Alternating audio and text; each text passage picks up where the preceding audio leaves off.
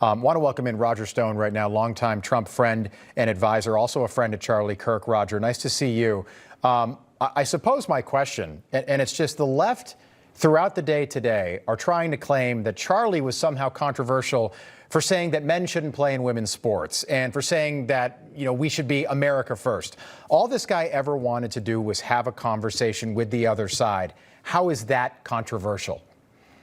Yeah, this is outrageous. This was a precision political hit by a skilled sniper. This is part of a color revolution. The idea that Charlie somehow brought this upon himself for speaking up for free speech or for speaking up for the U.S. Constitution or teaching college students about free enterprise, capitalism, and the First Amendment is outrageous.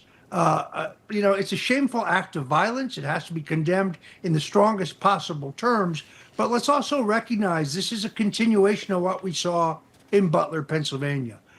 This was, again, a skilled sniper, a precision hit. This was not some random act of violence by a lunatic. This was part of a coordinated effort to utilize violence by people who could not win an election and now seek to bring down our entire system. Yeah, great point. And I know that you have an opinion about this, but I don't know how much political violence conservatives are supposed to tolerate before we fight back.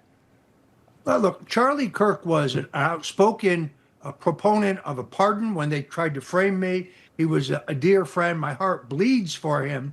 But it continues to be outrageous. If people had any idea how many death threats I still get every week, how many online threats, how many times my own children, my own grandchildren have been threatened, we don't talk about it because we don't want copycats. But any outspoken conservative, any outspoken Trump supporter, anyone on the right, you take your life in your hands when you speak up for Donald Trump. That's just that's a great point. That's such a good point. MSNBC today actually had somebody, I think it's Matthew Dowd, who made a comment essentially that Charlie Kirk should have seen this coming. He brought this upon himself with his hateful rhetoric. Take a listen.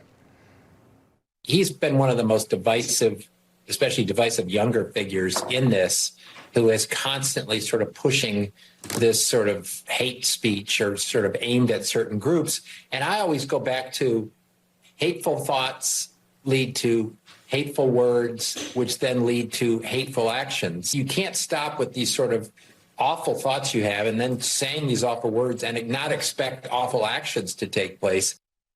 Roger, I think timing is important too. That comment was made less than an hour after the shooting, meaning Donald Trump had yet to announce to the world that Charlie Kirk had died. So he said that not knowing if Charlie was dead or alive. He blamed the guy that was just shot in the neck on what had just happened.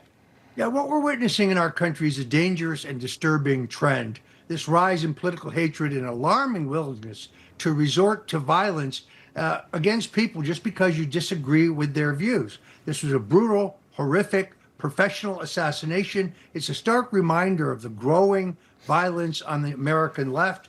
When ideas are met with violence, our country has a serious, serious problem.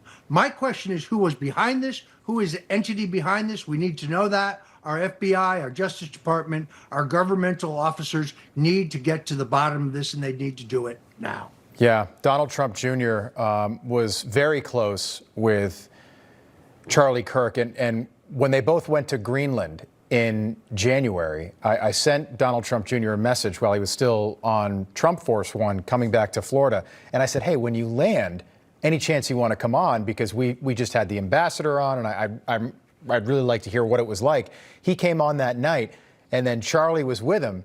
And he said, I want to come on tomorrow night. So we booked Charlie and Donald Trump Jr. in the same 5-minute period. And they both came on and talked about what Greenland was like and what the president's plans could be for Greenland down the road. Don't forget, that happened before Trump took the oath of office. It was early January. Trump Jr. tweeting today, I love you, brother. You gave so many people the courage to speak up, and we will not ever be silenced. Roger, what happens tomorrow? Well, first of all, Charlie's contribution to the greatest comeback in political history cannot be underestimated. Charlie's Political Action Committee played a key role in our most recent victory, in which we now can take our country back. I think tomorrow, if you are a conservative, if you are an influencer, if you're a spokesperson, unfortunately, you have to take care of yourself. You have to be always cognizant of your surroundings. But I'm not going to be silenced. And I saw General Flynn's remarks tonight. He's not going to be silenced. None of us will be silenced. This will not be the new normal. This is just not acceptable. They want us to cower. They want us to be afraid.